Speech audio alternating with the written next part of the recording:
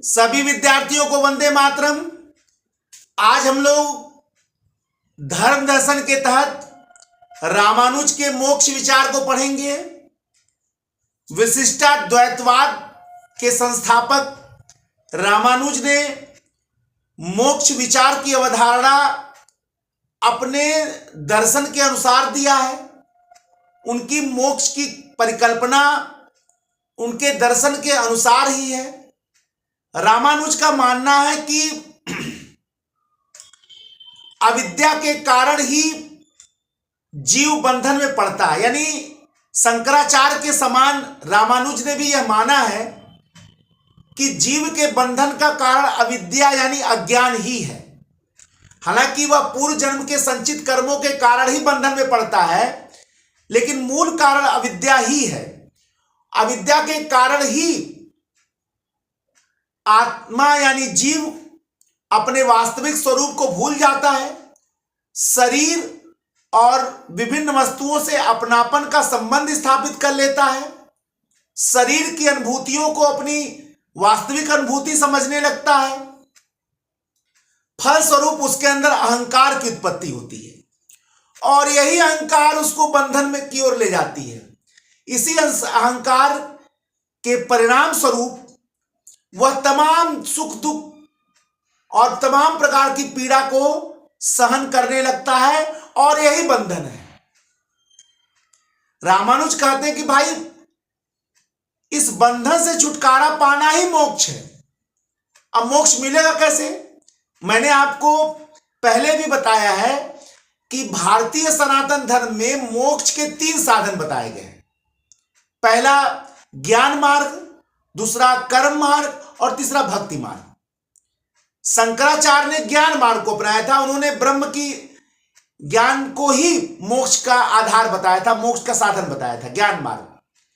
लेकिन शंकराचार्य के विपरीत रामानुज ने मोक्ष के साधन को भक्ति बताया है, यानी भक्ति मार्ग को अपनाया है। रामानुज का कहना है कि मोक्ष की प्राप्ति के लिए ईश्वर की उपासना, ईश्वर की भक्ति परम आवश्यक है। यानी भक्त, उन्होंने ये नहीं कहा कि भाई कर्म मार्ग और ज्ञान मार्ग बेकार है। उन्होंने कहा कि ये सहायक तो हैं, लेकिन वास्तविक मार्ग भक्ति का ही मार्ग है। बिना ईश्वर की इच्छा के मोक्ष नहीं मिल सकता है। और ईश्वर की इच्छा होगी कब? जब आप उसकी भक्ति करेंगे, जब आप उसकी उपासना करेंगे। ईश्वर के शरण में जाने पे आपको जब ईश्वर की कृपा मिलेगी तभी आप मोक्ष के योग्य होंगे और तभी आपको मोक्ष की प्राप्ति होगी। शंकराचार्य कहते हैं ईश्वर की भक्ति और ईश्वर की उपासना ही मोक्ष का परम मार्ग है। जब भक्त ईश्वर के प्रति अपना सर्वस्व आत्मसमर्पण करता है, ईश्वर के प्रति अपने समस्त कर्मों का न्यौछावर करता है, निष्काम भाव से ईश्वर की उपासना करता है और ईश्वर के शरण में जाता है, तब ईश्वर उसकी गहरी भक्ति से प्रसन्न होकर उसके बंधनों को भी काट देता है और उसके पूर्व जन्म के संचित कर्मों का भी नाश कर देता है। इससे भक्त को मोक्ष की क्या होती है? प्राप्ति होती है। यानी बंधन से ही छुटकारा पाना किसने? रामानुज ने मोक्ष को माना है। यानी ईश्वर जब बंधन को काट देता है, उसकी भक्ति से प्रसन्न होकर पूर्व जन्म के संचित कर्मों का नाश कर देता है, तब उसको मोक्ष की प्राप्ति होती है। कहां शंकराचार्य कहते थे कि नित्य प्राप्त से प्राप्ति मोक्ष है, यानी मोक्ष वही है जो पहले से प्राप्त था। उसके विपरीत रामानुज कह रहे नहीं, अप्राप्त से प्राप्ति मोक्ष है, यानी जो प्राप्त नहीं था वो मोक्ष है। मोक्ष पहले से हमें प्राप्त नहीं था। यानी रामानुज ने मोक्ष की अवस्था को नवीन अवस्था माना है। ठीक। शंकराचार्य के विपरीत रामानुज कहते हैं कि मोक्ष की प्राप्ति में केवल ब्रह्म की प्राप्ति नहीं होती है, केवल ब्रह्म के स्वरूप का ही ज्ञान नहीं होता है, बल्कि ब्रह्म की भी प्राप्ति होती है। देखिए, अब ये गहन अध्ययन है, इसको जरा ध्यान से समझिएगा, क्योंकि आपके जो कंपैरेटिव स्टडी है वही आपके ज्ञान की गहनता को बताता है। इस बात को माइंड करिएगा। एग्जामिनर इसी के पर आपको परख करेगा कि आप गहन कितने हैं अपने विषय में। आप सिविल सेवा में लिख रहे हैं तो जाहिर सी बात है आप गहनता की बात होगी। जहां शंकराचार्य ने ब्रह्म ज्ञान को ही मोक्ष मान लिया है, अहम ब्रह्मास्मि, रामानुज कहते हैं कि मोक्ष की अवस्था में केवल ब्रह्म के स्वरूप का ही ज्ञान नहीं होता है, बल्कि ब्रह्म की भी प्राप्ति होती है। और ब्रह्म की प्राप्ति किससे होती है? ब्रह्म ज्ञान से। यानी ब्रह्म का ज्ञान मोक्ष नहीं है, बल्कि मोक्ष प्राप्ति का साधन है। लेकिन शंकराचार्य ने केवल मोक्ष प्राप्ति की साधन माना था ब्रह्म ज्ञान को। रामानुज ने ब्रह्म को साधन माना है, बल्कि ब्रह्म को भी प्राप्ति होती मोक्ष में, भी माना है। यानी रामानुज के अनुसार केवल ब्रह्म के स्वरूप का ज्ञान ही नहीं मोक्ष है, बल्कि ब्रह्म की प्राप्ति भी मोक्ष है। यानी ब्रह्म ज्ञान तो मिलता ही है, साथ में ब्रह्म की प्राप्ति होती है। लेकिन शंकराचार्य कहते थे नहीं, ब्रह्म ज्ञान ही मोक्ष है, अहम ब्रह्मास्मि। रामानुज कह रहे नहीं, ब्रह्म मोक्ष की अवस्था में ब्रह्म ज्ञान तो मिल ही रहा है, साथ में ब्रह्म भी मिल रहे हैं, ब्रह्म की भी प्राप्ति हो रही है। और वो हो किससे रहा है? ब्रह्म ज्ञान से। यानी ब्रह्म ज्ञान केवल मोक्ष नहीं है, बल्कि मोक्ष की प्राप्ति का साधन है। ये दोनों में अंतर याद रखिएगा।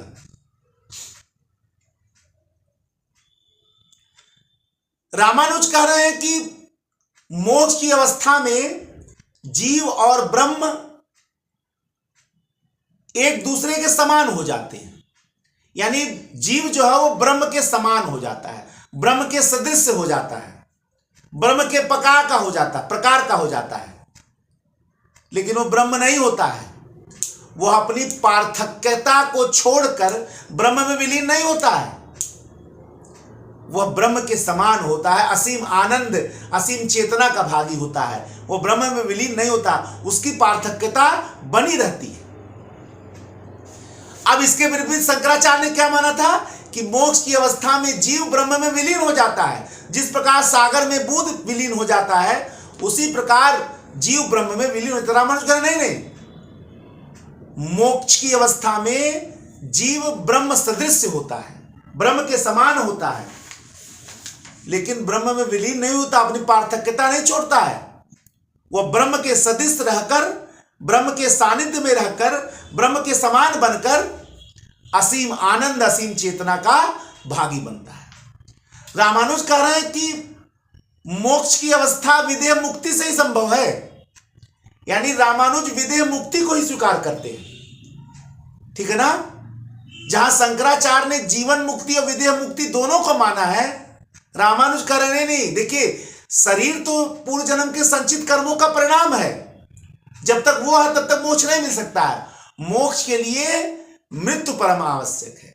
रामानुज ने शंकर के विपरीत विदेह मुक्ति को स्वीकार किया है। इसके बाद रामानुज ने क्रमः मुक्ति को स्वीकार किया है, जहां शंकराचार्य ने सघह मुक्ति को स्वीकार किया है कि मुक्ति तत्काल मिलती है। रामानुज कह रहे हैं मुक्ति ईश्वर की उपासना से एक क्रम से मिलती है, धीरे धीरे मिलती है, अचानक से नहीं मिल जाती, ठीक है ना। तो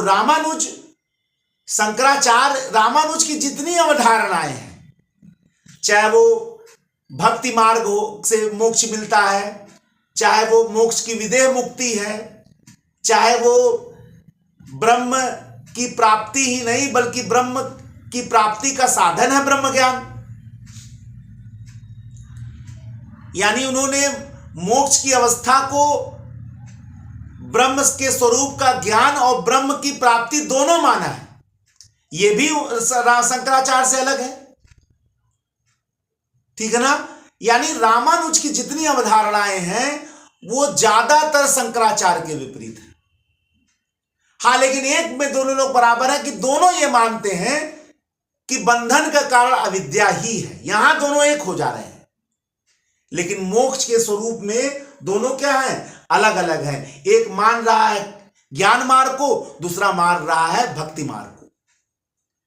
एक मान रहा है कि अपने साधना से, अपने प्रयास से मोक्ष मिल रहा है। ज्ञान आप तभी प्राप्त करेंगे जब प्रयास करेंगे। एक माना नहीं, कृपा से मोक्ष मिलता है, और वो कृपा किसकी होगी, ईश्वर की होगी। कब मिलेगा, जब भक्ति करेंगे। एक कह रहा है मोक्ष के लिए मरना आवश्यक है, दूसरा कह रहा नहीं, मोक्ष तो इसी युग में इसी जन्म में मिल जाएगा, उसके लिए मरने की आवश्यकता नहीं, जीवन मुक्ति। शंकराचार्य, ठीक है ना। तो दोनों की अवधारणाएं अलग अलग हैं। रामानुज की अवधारणा शंकराचार्य के विपरीत है। वो मोक्ष की अवस्था को अविद्या और अहंकार की निवृत्ति की अवस्था मानते हैं। बंधन का कारण अविद्या और अज्ञान को मानते हैं। उन्होंने मोक्ष को अप्राप्त से प्राप्ति बताया है, जो प्राप्त नहीं था उसकी प्राप्ति हो रही है।